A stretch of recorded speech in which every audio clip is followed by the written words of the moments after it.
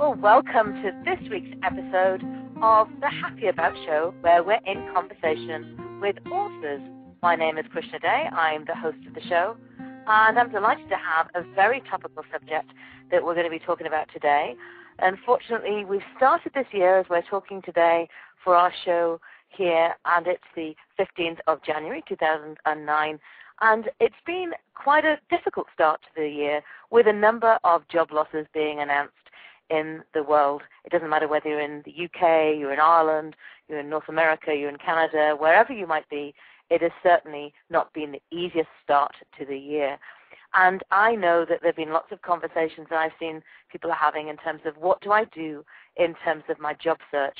So it's a very, very topical subject that we're going to be talking about today. We're actually going to be talking to Barbara Safani, and she's the owner of Career Solvers. She's over 12 years of experience in career management, recruitment, and executive coaching. And I've known Barbara from reading her work over her site and her blog for some time. She works with Fortune 100 companies, and she also works with individuals around their resumes, their search strategies in terms of what they do next in terms of job search, and also their online identity with support in terms of online and offline networking, interviewing, and also the all-important thing, when the job's on the table, how do you make sure you negotiate the salary that you're looking for? She's actually been doing a lot of work recently, though, particularly in terms of supporting her new book that's come out, and I'm thrilled to have her on the show. Barbara, thank you so much for joining us, and why don't you tell us all about your journey that you took in terms of getting your new book out, which is Are You Happy About Your Resume, which I think a lot of people are going to be wondering at the moment. Sure, and thank you, and welcome, everyone.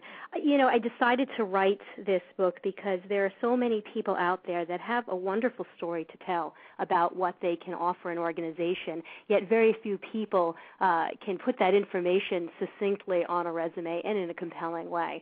And so, you know, I work with people to do this, but there are a lot of do-it-yourselfers out there and people that want to be able to read something and then take a stab at doing it themselves.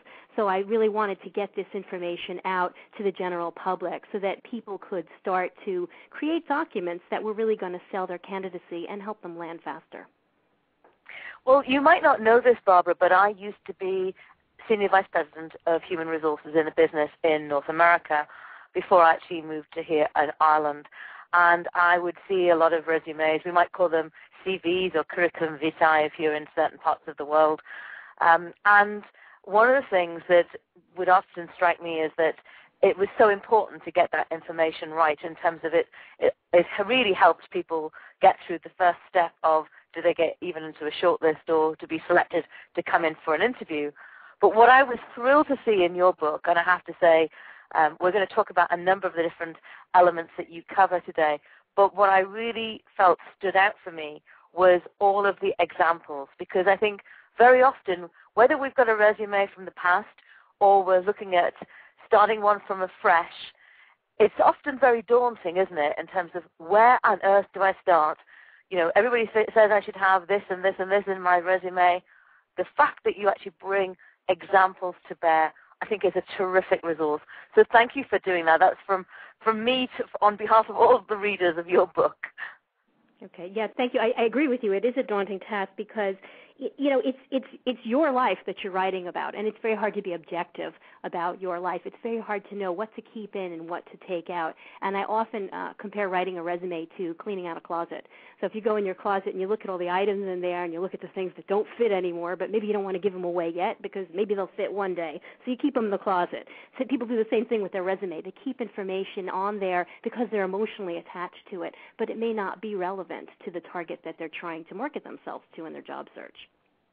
Before we go any further, we will come back to this information at the end of the show as well, but just in case people want to hop on over and look for your details online, I know that you have a blog, which is what I've been reading over some time now, and also I think you're also on Twitter, aren't you?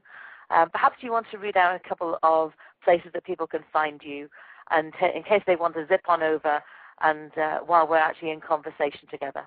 Absolutely. Well, my main site is careersolvers.com, and you can read my blog posts at that site, which encompass all different components of career management. I also have a site called happyaboutmyresume.com, which is an area where you can read additional information about creating a compelling resume, and there's also information on purchasing the book. And then I have a site, barbarasafani.com, which is about speaking engagements and media information about me. And you're on Twitter as well, is that right? Yes, I am on Twitter under Barbara Safani. Great. And I think on LinkedIn? LinkedIn too. Yeah, LinkedIn, Facebook, same names. Great. So people will be excellent. So if anybody's got questions and they're on specific different social networks, I'm sure they'll be able to find you. And that's great that you've got the same name across all of those different areas. And in case people didn't catch how to spell Barbara's name, Safani is Safani. So let's get on then, Barbara, in terms of questions that we want to walk through. And if any of our listeners want to get involved in the conversation, I know we sometimes have people who join us. They can certainly do so by calling our show number here. It's 718-766-4819. That's 718-766-4819. And if you come on board, we'll be able to see you put your hand up, press 1 to raise your hand. And what we'll do then is unmute you, and you can ask your question direct to Barbara. And if you prefer to listen and take notes, that's equally fine by all of us here. So thank you, Barbara, for actually giving us a little bit of an introduction to how the book came about. Let's start, though, with the word resume.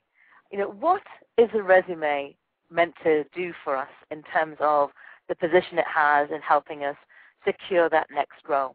Okay. The main purpose of the resume is to get the interview. The resume doesn't get you the job. You get the job through the interview process.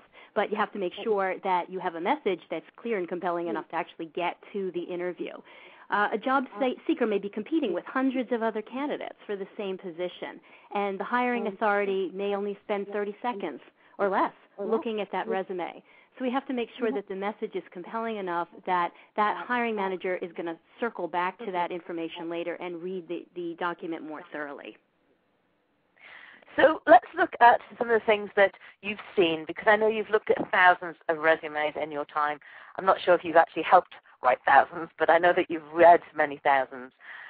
Let's look at the things that are possibly the most common mistakes, the ones that could get us into most trouble, let's say. And maybe you can give us 3 or 4 or 5 of those. Sure. I think one of the most common mistakes I see is the lack of a clear focus or professional brand on the document. So there's no big picture. There's no 40,000-foot view of what the candidate can do for a hiring manager or what they have to offer. Or worse yet, they have a poorly crafted objective on the resume where they basically talk about what they want out of the job as opposed to looking at what the needs of the employer are. Something else I see as a big mistake is what I call resume fluff. These are descriptions of personal attributes that I often see at the top of a person's resume where they might say things like they're a good communicator or a team player or they're loyal.